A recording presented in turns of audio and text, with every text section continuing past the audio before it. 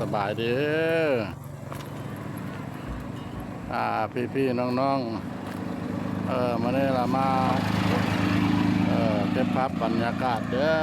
อยู่ที่อ่าทางเข้าถ้ำช้างเนาะทางเข้าถ้ำช้า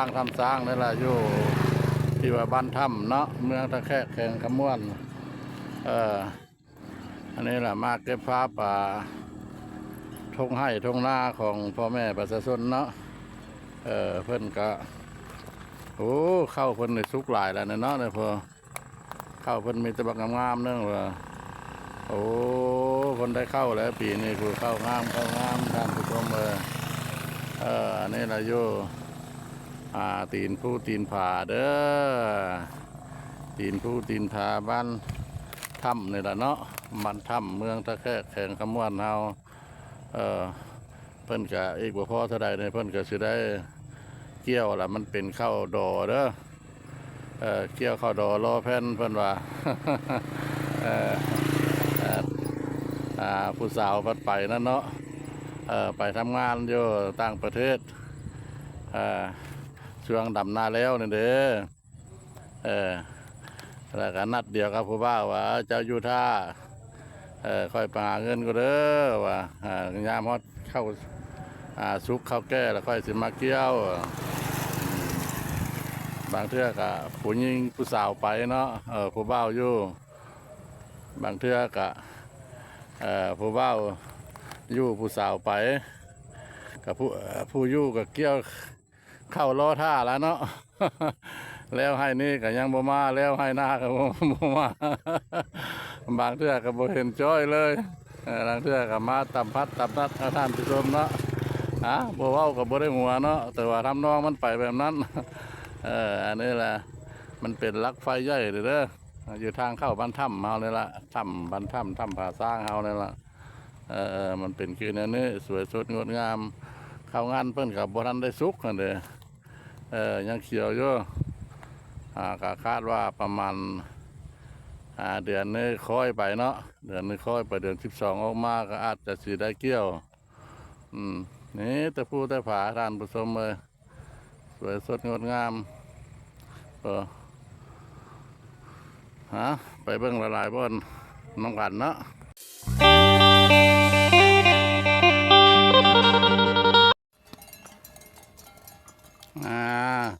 ท่านผู้ชมได้มาฮอดมาถึงหน้าป่าบ้านถ้ำละเด้ออันนี้แหละคือว่าบ้านหัวถ้ำช้างเลยเนาะปากถ้ำช้างนะมันจะเป็นอะไรบอนนั่นละบอนซึ่งบอนมันหูกระปงนั่นละก็ถือว่าถ้ำช้างบอนที่ว่าเราเคยมากราบมาไหว้มาลินมาเที่ยวเนาะอันนี้เราอยู่ทางข้างเด้อทางข้างนั่นแหละยามค่อยค่ำลงแรงเดี๋ยวนี้ก็อยู่ราวประมาณ4 โมงเนาะนี่มีแต่สัตว์สาวาสิ่งตัวงัวตัวควายมันก็สิเตรียมสิเข้าบ้านแล้วเนาะค่ำมืดแล้วมากินหญ้ากินน้ำอยู่นั่นเดินนี่แหละเนาะนี่แหละเด้อคือหน้าป่าบ้านถ้ำเพิ่นว่าอยู่บ้านถ้ำก็มีถ้ำมีเทวดีแล้วทางพ่อบ้านพ่อรอได้มาเก็บภาพบรรยากาศยามค่อยค่ำลงแรงเนาะนี่แหละเพิ่นใส่อันนี้แหละเพิ่นน้องอยู่คนลาวเอาแหละเพิ่นว่านี่เด้องัวตัวนี้เด้อโมเมนต์ใส่ทุใส่นี่ไปสั่งเพิ่นแล้วอันนี้แหละคนลาวห้องว่าใส่ข้าเพิ่นเคยใส่ตะเก้าแหละใส่ข้าแหละใส่ข้าหมูเพราะว่ามันบุหัวเข้าไปกินข้าวกินน้ำอันนี้ละงัวมันกับบุคือกันท่านผู้ชมเลย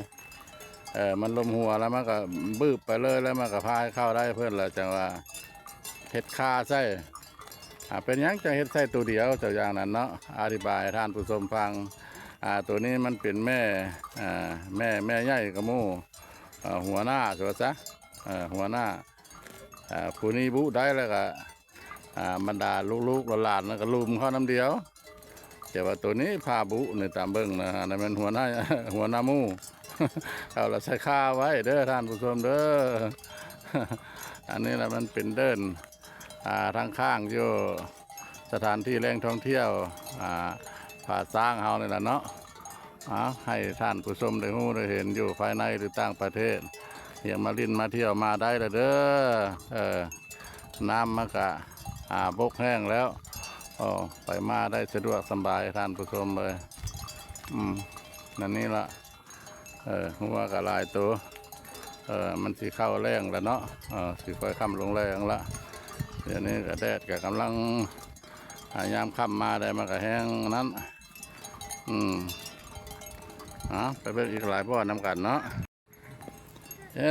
อีน่าได้จากตัวเลยนางงุ่มเขี้ยได้จากตัวแล้ว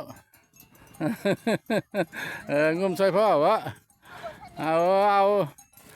อะไรไหมเอามาอย่างเขาห้องว่าสวิงบะครึ่งครึ่งสวิงหรือว่าครึ่งน้อย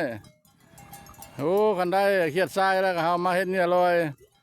ตามแล้วมิตรปลาข้อและถึกนะนี่น้องตัวนี้ที่เจ้าไส้หรือเปล่านะเอาไปนี่นะมันมีหนองเลยสมัยตะข้าวตะกี้ตะก้อนเนี่ยค่อยมาแล้วค่อยอันนั้นเบ็ดเคียบอันเคียบนี่ขี้จะเดือนนี่นะเขาห้องว่าเบ็ดปั๊มบะมาแล้วแกล้งโยนไปเลยนะประมาณวงเศร้าปลายด่างนี่แหละตัดเศร้าค่อยมายามว่าเกลี้ยวจะคู่ตู่ได้มันทึกแล้วมันก็แก้ไปตามใจมันบุรุษได้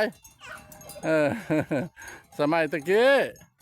เดี๋ยวนี้ก็ยันบุมีแล้วเดี๋ยวนี้มันคนหาลายแล้วเนาะเจ้าไปใส่น้ำโดนบุ้นบ่ว่าเจ้าไปใส่น้ำโดนบ่น้าเชียงลงเนี่ยพอได้กินอยู่นะพอแล้วง่ายอยู่เนาะ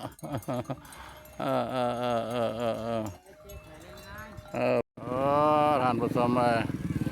มาเบิ่งมังคุงดอกเพิ่นเฮ็ดสวนอยู่นี่เด้อ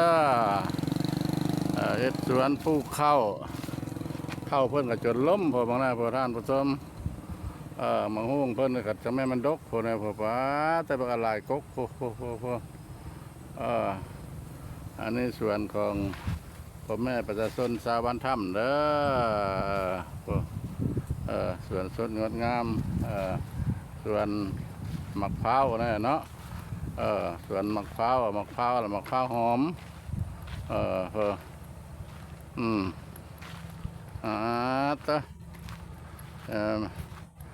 หลายเนาะมะพร้าวเนี่ยกันเนาะ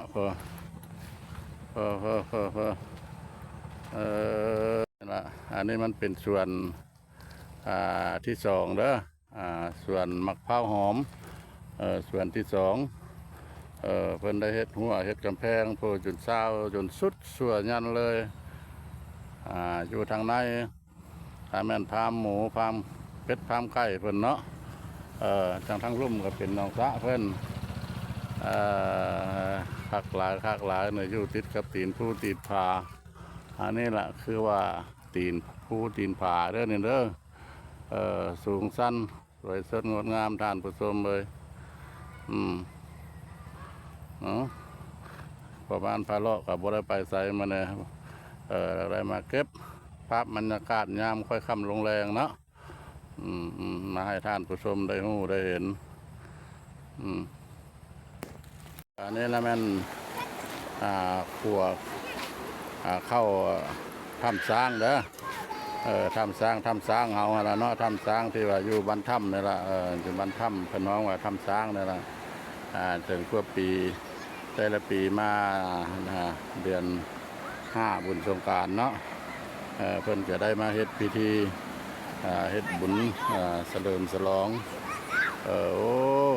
คนมาเล่นมาเที่ยวเนาะภายในหรือต่างประเทศเนี่ยมากหน้าหลายตาอันนี้ตะกี้มันก็บ่มีถนนหนทางเนาะเดี๋ยวนี้ถนนหนทางนี่ก็สะดวกสบายแล้วมีสวนมีสะพานนี่แหละอันนี้คือทางใต้ขัวเด้อ น้ำกระตูนตาดอยู่ในทานผู้ชมเลยน้ำเดินมาเบิ่งมาเที่ยวน้ำกันมาชมน้ำกันเด้อผู้งัวก็ยืนอยู่กระโตกลางขัว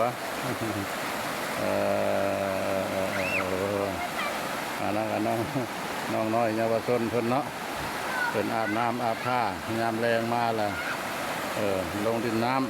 ำสมัย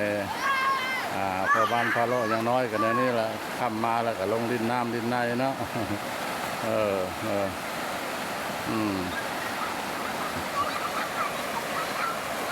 อันนี้มันเป็น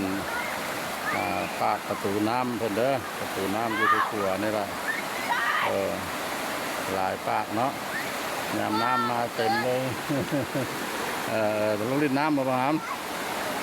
สบายเนาะได้น้ำดินใสเนาะภายในหรือต่างประเทศไหนมาเบิ่งมาชมเด้ออันนี้มันสะพาน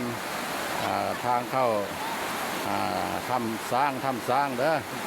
ที่บ้านถ้ำเมืองตะแคงแสงคำม่วนเฮานี่ละการเก็บภาพบรรยากาศต่างๆทางเวททางมวลเนาะแต่ที่ประมาณซ้ำนั้นล่ะต่อไปนี้แล้วก็อยากขออนุญาตทางท่านผู้ชมเนาะที่ขอบจบคลิปไว้นี้ไว้เพียงซ้ำนี้เนาะโอกาสหน้าจะพาท่านผู้ชม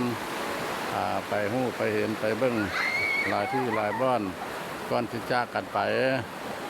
ขอภาคกดไลค์กดแชร์กระดุมติดตามให้พ่อบ้านพ่อเลาะเป็นกำลังใจนะเด้อสบายดีสวัสดีครับ